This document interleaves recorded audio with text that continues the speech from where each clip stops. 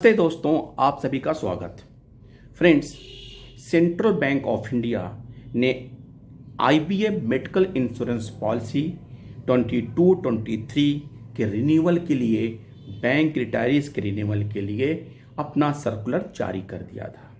और उस सर्कुलर के कुछ मुख्य बातें मैं आपसे शेयर करूंगा, क्योंकि अब समय आ गया है, क्योंकि हमारे पास एक टाइम शेड्यूल है। उस टाइम शेड्यूल के अंदर हमें ये डिसाइड करना है कि हमें आईबीए की मेडिकल पॉलिसी का कौन सा स्लैब चूज करना है, टॉपअप लेना है कि नहीं लेना है, और हम में जो प्रीमियम अमाउंट है वो हमें सूट कर रहा है कि नहीं कर रहा है।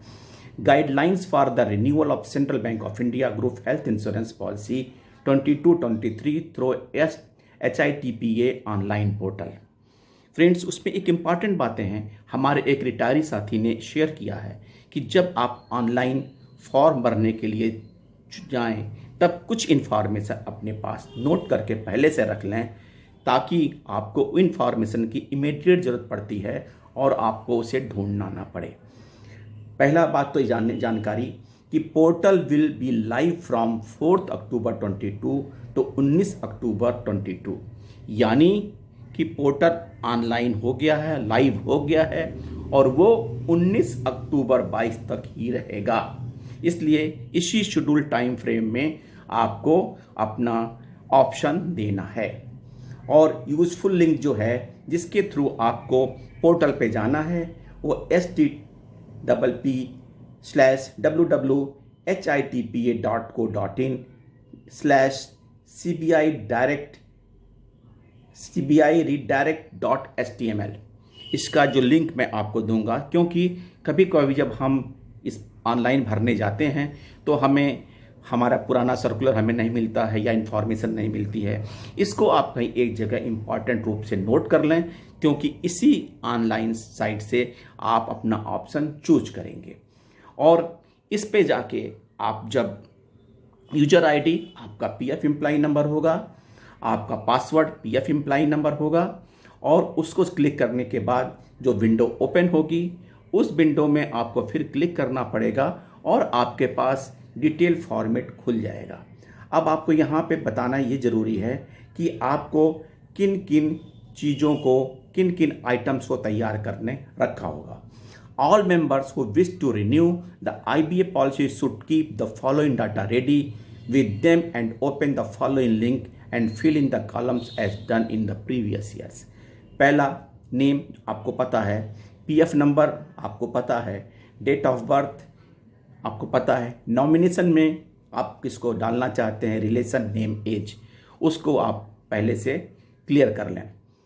स्पाउस नेम आपको पता है, date of birth of spouse, correspondent address, email, mobile number, insurance amount. यहाँ पे इम्पॉर्टेंट ये है कि आप पहले से डिसाइड कर लें कि आप किस अमाउंट इंश्योरेंस कराने के लिए जाएंगे।